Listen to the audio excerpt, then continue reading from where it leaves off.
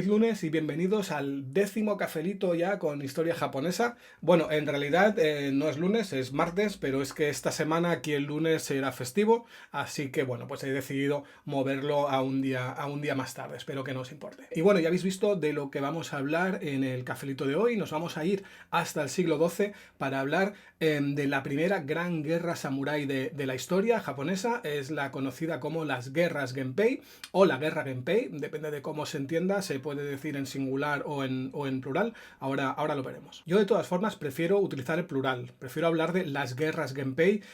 por varios motivos. Uno, porque no fue algo continuado, sino que fueron varias campañas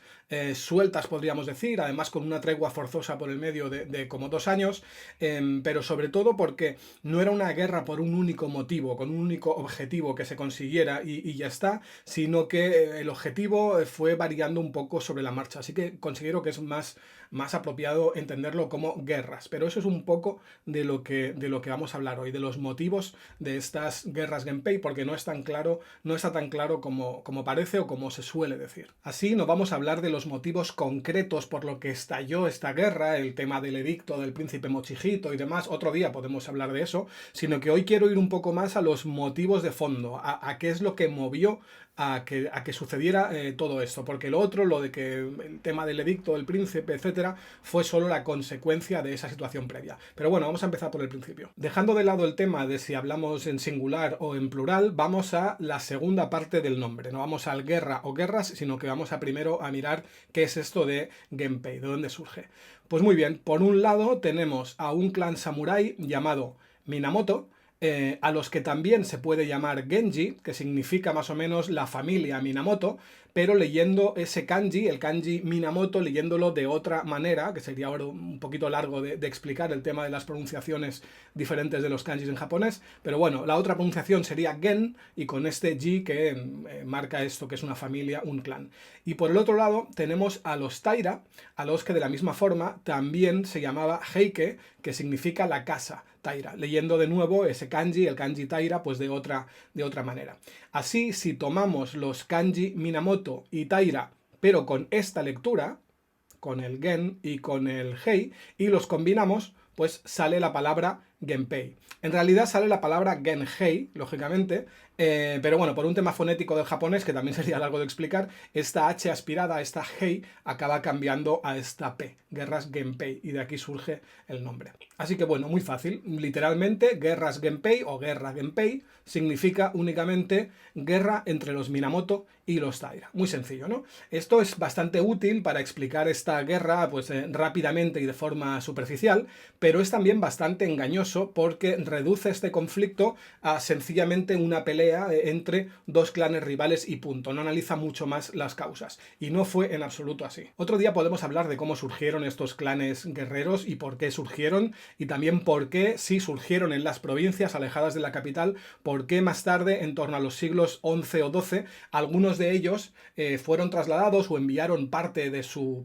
clan, parte de sus miembros, a la capital, a Kioto. Pero hoy vamos a dejar ese tema de lado. De momento quedémonos solo con que de estos clanes que estaban en la capital, los dos más importantes eran estos dos de los que estábamos hablando, los Minamoto y los Taira, que no funcionaban en principio de manera autónoma, sino que cada uno de ellos trabajaba para diferentes familias cortesanas, familias de la capital. Y el caso es que a mediados del siglo XII se produjeron en la capital, en la corte, dos conflictos, ya veis, bastante cercanos en el tiempo, bueno, conflictos por temas sucesorios, un poco lo típico, y en estos dos conflictos participaron activamente, es decir, en el campo de batalla, tanto los Minamoto como los Taira. También sería largo de explicar ahora, y son dos conflictos bastante interesantes. Podríamos dedicarles un día un cafelito porque merecen la pena. El caso es que tras el segundo de estos dos conflictos, la llamada rebelión Heiji, los Minamoto, por lo menos los Minamoto que estaban en la capital, en otras zonas del país seguía habiendo más Minamoto, pues estos Minamoto de la capital quedaron prácticamente destruidos y su nuevo líder pasó a ser un niño de 13 años que además fue desterrado y enviado lejos de Kioto y puesto bajo la vigilancia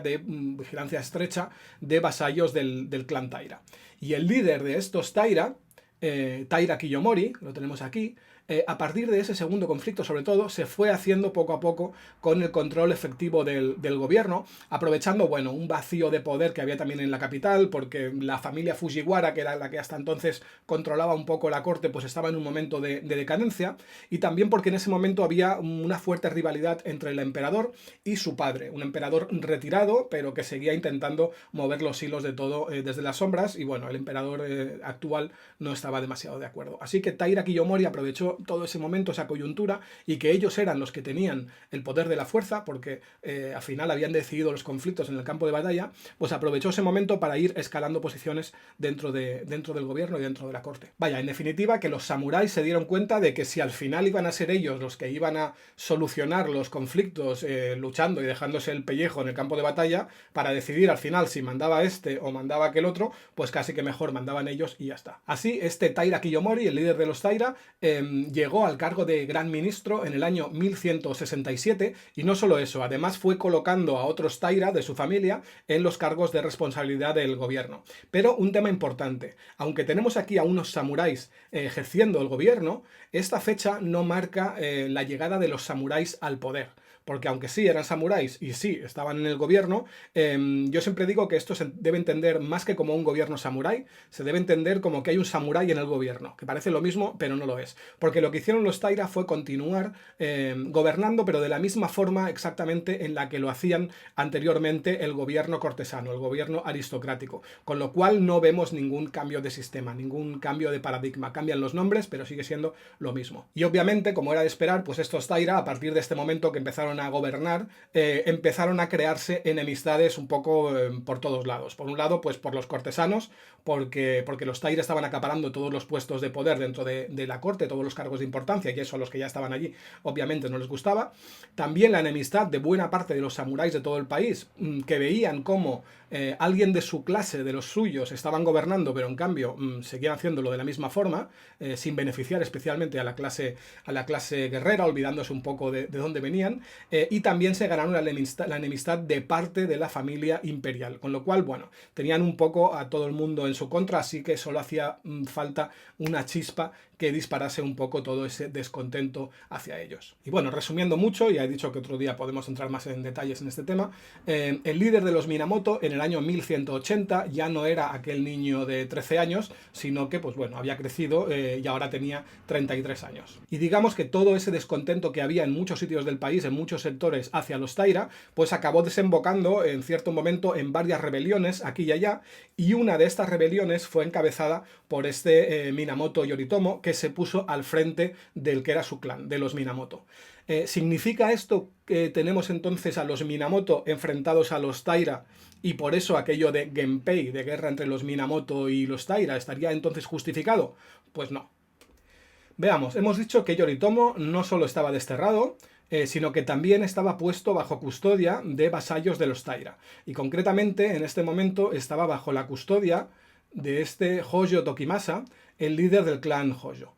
Pues muy bien, resulta que Tokimasa se había convertido, hacía poco tiempo, en el suegro de Yoritomo, su hija se había casado con él, con Yoritomo, y pese a ser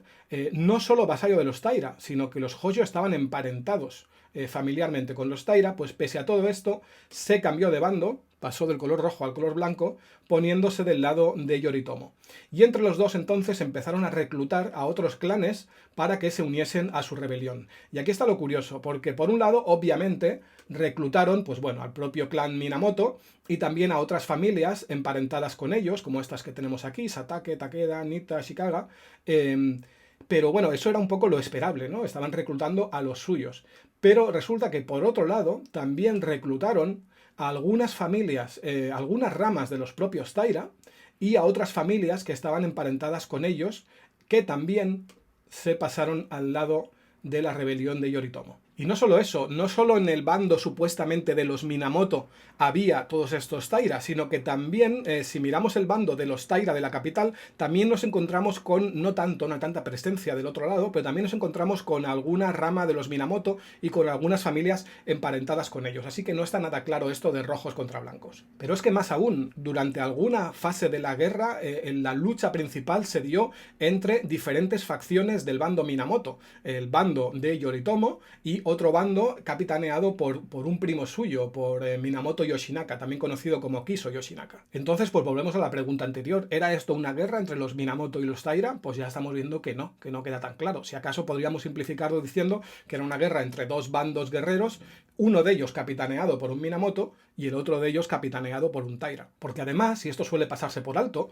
las intenciones en un principio de Minamoto Yoritomo no eran las de acabar con los Taira, imponerse y conquistar todo el país, sino que él en un principio su rebelión era más un movimiento de independencia. Él quería independizar una parte del país, la parte de la región de Kanto, toda la parte del este del país, quería independizarla y formar allí un gobierno autónomo. Ya digo, eso eran sus intenciones en un principio. Y como prueba de ello tenemos una carta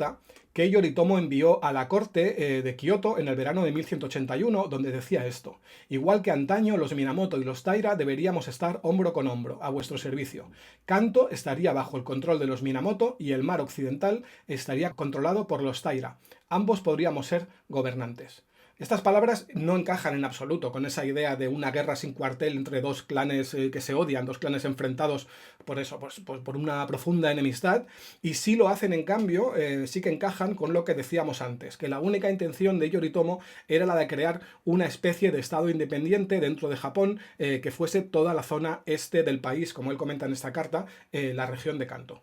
Y de hecho creó ese estado independiente, podríamos decir, porque desde bien al principio de estas guerras Genpei, que van de 1180 a 1185, él pasó a controlar toda esa región del este del país y a gobernar allí de forma autónoma, ignorando completamente lo que viniese de la capital. Lo que sucedió es que los Taira no estaban en absoluto de acuerdo con esta idea de que una parte del país se independizase y hicieron todo lo posible por aplastar esta rebelión de Minamoto Yoritomo. Así que bueno, lo que vio Yoritomo es que si quería establecer ese estado independiente, no le quedaría más remedio que acabar con los Taira y con su gobierno central. Y de hecho, cuando la guerra acabó y Yoritomo venció, estableció el primer shogunato de la historia japonesa, lo estableció en la región de Kanto, en la ciudad de Kamakura concretamente, y no solo eso, él gobernaba directamente sobre toda esa región de la parte este del país, mientras que en el resto del país lo hacía de forma delegada, de forma indirecta, utilizando gobernadores, que en algunos casos eran hombres de confianza suyos de Kamakura, que él enviaba a esas regiones para gobernar en su nombre, pero en otros casos eran sencillamente, pues bueno, jefes militares, jefes regionales de esas zonas con los que él llegaba a una especie de acuerdo para que gobernasen en su nombre. Y esta fue la forma que él encontró de tener el país estabilizado para poder dedicarse a lo que él pretendía desde un principio, que era gobernar sobre la región de Kanto. Nunca estuvo demasiado interesado en la idea ni de acabar con los Taira ni de controlar todo el país. Digamos que el control de todo Japón fue una consecuencia forzosa, una opción que él tuvo que tomar para poder hacer lo que él en un principio quería. Y por hoy lo vamos a dejar aquí. Otro día podemos hablar de algún otro tema relacionado también con las guerras Genpei, porque hay hechos y personajes que son muy interesantes y que merecen un cafelito, pero eso será otro día. Espero que el de hoy os haya parecido interesante, y si es así, pues ya sabéis lo que os digo siempre, pues que se lo expliquéis a alguien que penséis que también le puede interesar, que me dejéis un comentario, me dejéis un like, algo para que yo sepa que os está gustando. Todo eso siempre se agradece. Y eso es todo. Nos vemos la semana que viene, que tenía pensado hablar de los ninja, pero lo he decidido retrasarlo una semana porque como he estado viendo esta serie de la Edad de Oro de los Samuráis en Netflix y la he estado comentando cada domingo por la noche durante 6 semanas en Twitch, pues bueno, he pensado que estaría bien hacer también un cafelito que quizás salga un poquito más largo o quizá no lo sé, un poco concluyendo, ¿no? Haciendo como una especie de resumen, de comentario general de lo que me ha parecido esa serie. Si no habéis estado viendo esos directos en Twitch y os interesa, pues que sepáis que están también subidos a este canal, al canal de YouTube, y que para encontrarlos casi que es más fácil que vayáis a mi web, a historiajaponesa.com. Hay un apartado de vídeos y dentro de ese apartado de vídeos, que también están todos los cafelitos, hay un subapartado llamado directos de Twitch, donde tenéis los 6 y algún otro directo que he ido haciendo, los tenéis todos allí recopilados. Pero bueno, eso será la semana que viene, así que hasta entonces cuidaos mucho y que vaya muy bien. Chao.